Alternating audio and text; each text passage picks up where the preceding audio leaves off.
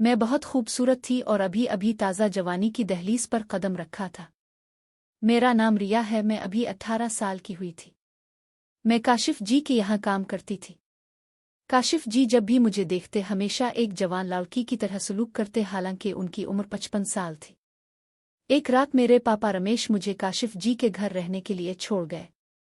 काशिफ जी ने मुझे अपने कमरे में सुला दिया। जब मैंने उनका वो देखा तो मैं बेहोश हो गई। फिर जैसे ही उन्होंने मुझे छुआ मैं चौंक उठी। मैंने 8वीं तक सरकारी स्कूल में पढ़ाई की थी। इसके बाद पापा ने मेरी आगे की पढ़ाई रोक दी। मैं पापा के साथ अकेली रहती थी क्योंकि माँ की मौत तब हो गई थी जब मैं छोटी थी। पापा दिन में कमाने जाते लेकिन अगले दिन शराब की भट्टी में सारे पैसे उड़ा देते। एक दिन पापा मुझे एक बड़े साहिब यानी काशिफ जी के पास ले गए और दरख्तों पौधों की देखभाल और सफाई का काम दिलवा दिया। इस तरह मैं 55 साल के काशिफ जी के यहाँ काम करने लगी। काशिफ जी उम्र के हिसाब से बहुत जवान दिखते थे। उनके घर में उनके अलावा कोई नहीं था। मैं अभी अभी जवानी में दाखिल हुई थी, उन्हें 45 साल का समझती थी, लेकिन उनकी ताकत मुझे जल्द समझ आ गई। पापा मुझे रोज काशिफ जी के घर छोड़ने आते। मैं दरख्तों को पानी देती, झाड़ू पूछा करती। काशिफ जी अकेले रहते थे। एक शाम पापा मुझे लेने नहीं आए। मैं गेट पर काफी देर इंतजार करती रही। काशिफ जी पास आए और बोले, लगता है तुम्हारे पापा आज नहीं आएंगे, अंदर आ जाओ। और फिर पूछा, बताओ तुम्हारे पापा रात 8 बजे के बाद कहाँ जाते हैं? मुझे याद आया, पापा शराब की दुकान पर नशे में पड़े होंगे।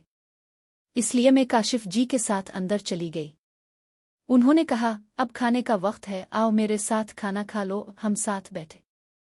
खाने के बाद उन्होंने मुझे अपने कमरे में सोने को कहा, लेकिन मैं हाल में सो गई।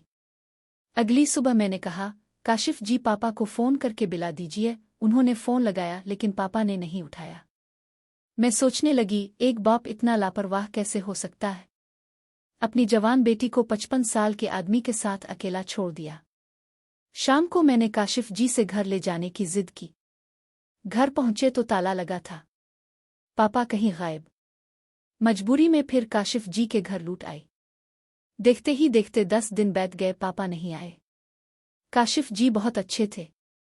उन्होंने मुझे घर में रानी जैसा रखा। उनकी बीवी कुछ साल पहले गुजर चुकी थी, वो अकेले थे। एक दिन काशिफ जी मुझे बाजार ले गए। मेरे लिए कपड़े खरीदे। घर आकर बोले, ये कपड़े इसलिए खरीदे क्योंकि कल से तुम स्कूल जाओगी। मैंने तुम्हारा एडमिशन करवा दिया। पढ़ाई से तुम्हें बहुत कुछ सीखने को मिलेगा और ये मेरे लिए भी फायदेमंद होगा।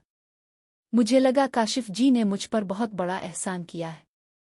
मैं पढ़ना चाहती थी लेकिन पैसों की कमी की वजह से नहीं पढ़ पाई थी। दूसरे दिन से मैं रोज स्कूल जाने लगी। काशिफ जी ने मेरा एडमिशन शहर के एक प्राइवेट स्कूल में करवाया था। जब से मैं स्कूल जाने लगी थी तब से उन्होंने घर में एक और नौकर रख लिया था। वो घर का सारा काम करता और वहीं रहता था। मैंने कभी ख्वाब में भी नहीं सोचा था कि मैं इतना आरामदेह जिंदगी गुजार रही हूँ। मेरी पढ़ाई शुरू हुए 2 महीने हो गए थे। उन 2 महीनों में मुझ में बहुत कुछ बदल गया था। मैं उन पर शिकस्ता हाल से एक खूबसूरत लड़की बन गई थी। ये मेरे लिए एक अलग तब्दीली थी। लेकिन मैंने कभी नहीं सोचा था कि काशिफ जी मेरे लिए ये सब क्यों कर रहे हैं। लेकिन इसके पीछे का राज जल्द ही मेरे सामने आने वाला था, जिसका मुझे जरा भी अंदाजा नहीं था। देखते ही देखते 6 माह गुजर गए। अब मैं और भी ज्यादा खूबसूरत और जवान दिखने लगी थी। घर का नौकर हर रात सोने से पहले मेरे लिए बादाम का दूध लाता था। ये सब काशिफ जी के कहने के मुताबिक हो रहा था। सुबह मैं उनके साथ जिम भी करती थी। एक दिन जिम करते हुए काशिफ जी ने मुझसे कहा, आज मैं तुम्हें एक नई किस्म का वर्जिश सिखाऊंगा। उन्होंने मुझे इस तरह की वर्जिश सिखानी शुरू की। इसी दौरान घर का नौकर राजू वहां आ गया। जिम वाली रस्सी खींचते हुए काशिफ जी मेरी मदद कर रहे थे। उनका हाथ मेरी कमर पर था। राजू ने मुंह दूसरी तरफ कर लिया। फिर बोला कि बाहर कोई मेहमान काशिफ जी से मिलने आया है। काशिफ जी ने राजू से कहा, आज के बाद जब भी अंदर आना हो तो दरवाज़ा खटखटाना मत भूलना। शायद काशिफ जी को राजू का यम अंदर आना पसंद नहीं आया। काशिफ जी बाहर जाने के बाद राजू मुझे अलग निगाह से देखने लगा था, लेकिन मैंने इसे नज़रअंदाज किया और अपने कमरे में चली गई। कुछ देर बाद मैं स्कूल के लिए निकल गई। शाम को मैं अपने वक्त पर घर आ गई थी। मैं इस घर में अकेली लड़की थी। काशिफ जी मेरे लिए एक अच्छी सी ड्रेस ले आए थे। बोले, ये ड्रेस पहनो और तैयार हो जाओ, आज हमें बाहर पार्टी में जाना है।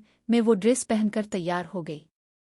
तैयार होकर बाहर आई तो काशिफ जी मुझे एक अलग ही निगाह से देख रहे थे। उनके चेहरे की मुस्कुराहट साफ बता रही थी कि उनके दिल में क्या चल रहा है। काशिफ जी कोट पैंट पहने हुए थे और इस उम्र में भी वो कम उम्र दिख रहे थे, लेकिन आज उनके चेहरे पर कुछ ज्यादा ही रौनक थी। बस मेरे हाथ में अपना हाथ डाला और पार्टी के लिए निकल गए। पार्टी में उन्होंने मुझे अपने कुछ दोस्तों से मिलवाया। काशिफ जी अपने दोस्तों से खड़े होकर बातें कर रहे थे और मैं वॉशरूम में चली गई। थोड़ी देर बाद जब मैं वॉशरूम से बाहर आई तो काशिफ जी का एक दोस्त मेरे पास आया और मुझे घूरने लगा। फिर बोला, तुम्हारे मालिक का बहुत दिमाग है। तुम जैसी लड़की बाहर हजारों रुपए खर्च करने से नहीं मिलती। इस उम्र में तुम्हारे मालिक की ये ख्वाहिश है कि तुम जैसी लड़की 50 साल के बूढ़े को तरोताज़ा करेगी। इसकी सारी बातें सुनकर मुझे बहुत गुस्सा आया। मैंने कहा, अपना मुंह बंद करो। इसने मेरी बात पर गुस्सा नहीं किया बल्कि मुझे जूस देने लगा। मैंने इनकार किया लेकिन इसने सॉरी बोलकर दोबारा जूस दिया। मैंने गिलास ले लिया और जूस पीने के बाद मुझे बहुत चक्कर आने लगे। मैं वहीं टेबल पर सर रख कर सो गई।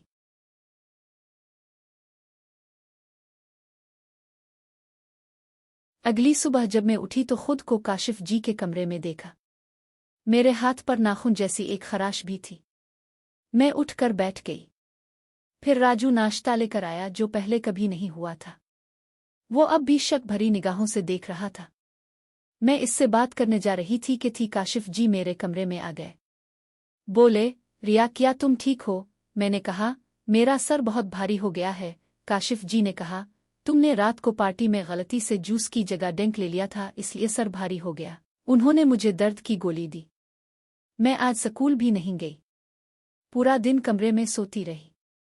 शाम से रात हो गई। कल रात को सो नहीं पाई थी क्योंकि पूरा दिन सोई थी। फिर भी रात को मैंने कमरे की लाइट बंद करके लेट रही। कुछ देर बाद अचानक मुझे महसूस हुआ कि कोई मेरे कमरे में दाखिल हुआ है। मैंने धीरे से आंखें खोलीं तो काशिफ जी को सामने आता देखा। मुझे जागता देखकर वो वापस बाहर चले गए। मुझे समझ नहीं आया कि उन्होंने ऐसा क्यों किया। मैं वक्ता पापा के बारे में पूछती रहती थी, लेकिन काशिफ जी हमेशा यही कहते कि मैं उन्हें ढूंढ रहा हूँ। मुझे हर रात पापा की याद आती थी। आज भी बहुत याद आ रही थी। उनकी यादों में ही कब नींद आ गई पता ही नहीं चला। ऐसे ही कुछ दिन और बीत गए। फिर एक दिन काशिफ जी मुझे एक हफ्ते के लिए इंडिया से बाहर घूमने ले गए। वहां हम बहुत झूमे, बहुत मजा किया। कभी कभी लगता था कि काशिफ जी मेरे पापा की कमी पूरी करने की कोशिश कर रहे हैं, लेकिन उनके दिल में मेरे लिए कुछ और ही जज्बात थे। वो अब मुझे अजीब सी निगाहों से देखने लगे थे। उनकी निगाहें मुझ पर टिकने लगी थीं। हम दुबई गए हुए थे। मैंने वहां पानी पूरी खाई। वहां मेरा और काशिफ जी का एक ही कमरा था। जब मैं रात को डांसिंग शो देखने गई तो अच्छी तरह तैयार होकर गई थी, लेकिन बाहर जाते वक्त मेरे कपड़े गीले हो गए। फिर काशिफ जी ने आराम करने में मेरी मदद की। बोले, रिया तुम बहुत खूबसूरत हो और मैं तुम्हें हमेशा खुश रखूंगा। उनकी फिक्र देखकर मुझे बहुत खुशी हुई। दुबई में एक हफ्ता कैसे बीत गया पता ही नहीं चला। जब हम घर वापस आए तो मैंने आते ही राजू को मिठाई का डब्बा दिया। राजू बहुत खुश हुआ। आज रात भी मैंने काशिफ जी को अपने कमरे में आता देखा। मुझे समझ नहीं आ रहा था कि वो हर रात मेरे कमरे में क्यों आते हैं। अगले दिन नाश्ते के वक्त घर में राजू और मैं ही थे। मैं बहुत थकी हुई महसूस कर रही थी। राजू बोला, रिया जी आप बहुत थकी हुई लग रही है। रात को काशिफ जी आपके कमरे में आए थे, शायद इसलिए थक गई होंगी। मैंने कहा, तुम क्या कहना चाहते हो? राजू बोला, मुआफ करना, गलती से मुंह से निकल गया। मुझे लगा राजू कुछ कहना चाहता है। इसकी बातें मेरी समझ से बाहर होती थीं।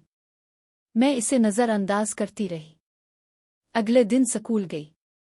पूरा दिन स्कूल में गुजारा। मैं पापा के लिए ग्रीटिंग कार्ड बना रही थी क्योंकि आज उनका जन्मदिन था। पापा की याद में आज ठीक से खाना भी नहीं खाया। बीच में खाना छोड़कर कमरे में चली गई। पापा की याद में बहुत रोना आ रहा था। काशिफ जी मेरे कमरे में आए। मुझे रोता देखकर पूछने लगे, क्या हुआ रिया, तुम क्यों रो रही हो? मैंने कहा, मुझे पापा की बहुत याद आ रही है। आज उनका जन्मदिन है और मैंने उनके लिए ग्रीटिंग कार्ड भी बनाया है। ग्रीटिंग कार्ड देखकर काशिफ जी बोले, बहुत जल्द मैं तुम्हें तुम्हारे पापा के पास ले जाऊंगा। फिर बगैर कुछ कहे मेरे आंसू पोंछे और कमरे से बाहर चले गए। मैं आज पूरी रात सो नहीं पाई। उठकर कमरे से बाहर चली गई। रसोई में जाकर पानी पिया। फिर रसोई की खिड़की से बाहर देखा तो काशिफ जी कंबल ओढ़े हुए किसी को पैसों की गड्डी दे रहे थे। करीब गई तो देखा कि पैसे लेने वाला कोई और नहीं, मेरे पापा थे। लेकिन इतनी रकम क्यों ले रहे थे, मुझे समझ नहीं आया। काशिफ जी जानते थे कि मैं रोज पापा की याद में रोती हूँ। वो मेरे पापा को मुझसे मिलने का कहकर पैसे क्यों दे रहे थे? ये सब क्या चल रहा था? मैंने सोचा पापा को आवाज दूं थी। पापा पैसे लेकर चले गए। काशिफ जी घर की तरफ आने लगे। उनके अंदर आने से पहले मैं जल्दी सो गई। कुछ देर बाद काशिफ जी अंदर आए। मेरे कमरे में आए। मैंने आंखें मजबूती से बंद कर ले। उन्होंने मेरे चेहरे पर हाथ फेरा, थोड़ी देर जिस्म को छुआ, फिर बाहर निकल गए। मैं कांपने लगी। पिछले कुछ महीनों से काशिफ जी मेरे साथ किया कर रहे थे। वो मीठी मीठी बातें करके मुझे अपने घर में क्यों रख रहे थे? अब मेरे सामने बहुत से सवाल खड़े हो गए थे।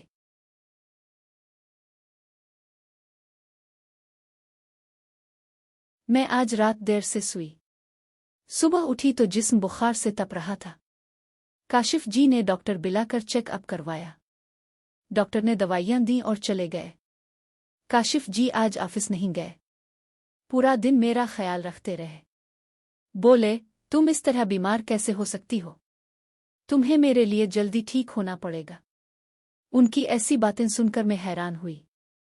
आखिर उनका मतलब क्या था? 4 दिन बाद मुझे बेहतर महसूस होने लगा। मैं पापा और काशिफ जी को रात में मिलते देखती थी। मैंने अब तक कुछ नहीं पूछा था क्योंकि उनकी असली सच्चाई जानना चाहती थी। पिछले कुछ दिनों से मेरी रातों की नींद हराम हो गई थी।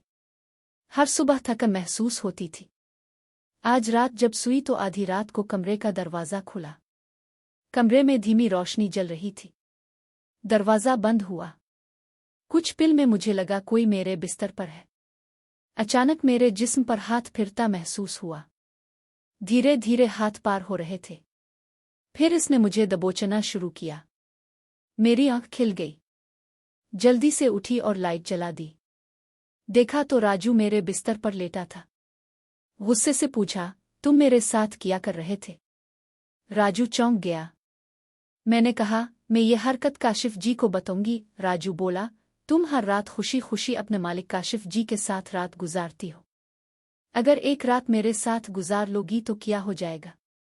मैंने कहा, तुम क्या बात कर रहे हो?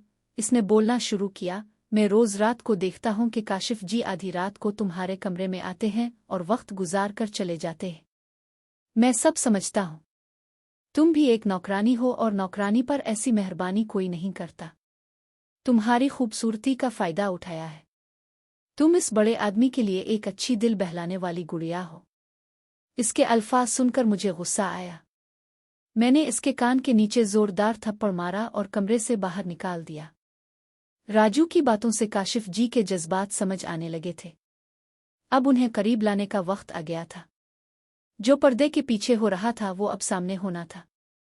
अगली रात बिस्तर पर जाने से पहले नहाई, बालों पर परफ्यूम स्प्रे किया और छोटी ड्रेस पहनकर काशिफ जी के कमरे में पहुंच गई। कमरे में अंधेरा था। मैं अंधेरे में रोशनी लाने गई थी। धीरे धीरे उनके करीब गई। अपने गीले बाल उनके चेहरे पर फेरने लगी। उनका हाथ पकड़ा। काशिफ जी ने लाइट जला दी। मुझे देखकर बोले, ये तुम क्या कर रही हो रिया? तुम होश में तो हो? तुम गलत कर रही हो। मैंने कहा, अगर मैं गलत कर रही हूं तो आप इस रात के अंधेरे में मुझसे छुपाकर मेरे पापा को पैसे देना, रात को मेरे कमरे में आना, मेरे जिस्म पर हाथ फेरना, ये सब किया था। आप मुझ जैसी नौकरानी पर इतना एहसान कैसे कर सकते हैं? आप ये सब तब तक नहीं कर सकते जब तक आपके दिल में कुछ और ना हो। मैं आपको वही देने आई हूं जो आप चाहते हैं। जो चाहे ले लो, लेकिन मुझे मेरे पापा से मिलवा दो। मेरा इतना कहते ही काशिफ जी बोले, अपने पापा के लिए इस मकाम तक पहुंचना गलत नहीं है। फिर बोले, तुम्हारे पापा ने जुए में तुम्हारा घर हार दिया था। वो तुम्हें भी जुए में हारने वाले थे। वो अपने शराबी दोस्तों को बेचने जा रहे थे। लेकिन जब मुझे सच्चाई पता चली तो मैंने तुम्हारे पापा को जितनी रकम मांगी दे दी और तुम्हें अपनी बेटी की तरह अपना लिया। तुम अपने पापा के प्यार में इतनी पागल थीं कि उनका असली चेहरा नहीं देख सके। तुम्हें इतना प्यार देखकर मैं तुम्हें उनकी सच्चाई नहीं बताना चाहता था। मैं किसी लड़की के दिल में इसके बाप के लिए नफरत नहीं पैदा करना चाहता था। मैं और मेरी बीवी एक प्यारी सी बच्ची चाहते थे। खुदा ने मुझे दौलत दी लेकिन वारिस नहीं दिया। एक हाथ खुशियों से भरा है, दूसरा बंजर जमीन जैसा खुश्क है। लेकिन जब से तुम आई हो तुम्हारे प्यार से मेरे घर में औलाद की कमी पूरी हो गई। मैंने कभी तुमसे पापा कहलवाने की जिद नहीं की, अब भी नहीं करूंगा। मैं नहीं चाहता था कि तुम किसी बुरे हाथों में पड़ो, इसलिए मैंने तुम्हें बगैर बताए तुम्हारे पापा से गोद ले लिया। अब मैंने तुम्हें पूरी सच्चाई बता दी। अब तुम जो फैसला करोगी वो मुझे मंजूर होगा। मैंने खुदा का शुक्र अदा किया और बोली, सुहाग से काशिफ जी जैसे इंसान ने मुझे बचा लिया। उन्होंने मुझे अच्छी जिंदगी दी और फिर मैंने उन्हें उपापा कहा। मेरे मुंह से इपापा सुनकर उनकी आंखों में खुशी के आंसू आ गए। जब मैंने पापा को राजू की हरकत के बारे में बताया तो उन्होंने फौरन राजू को नौकरी से निकाल दिया और बताया कि उन्हें भी राजू पर काफी अरसे से शक था, इसलिए वो रात को मेरा कमरा चेक करने आते थे। दोस्तों, औलाद पैदा करना ही सब कुछ नहीं होता। बच्चों को अच्छी तरबियत, हिफाजत और दिल में मोहब्बत भरना सबसे बड़ी बात है।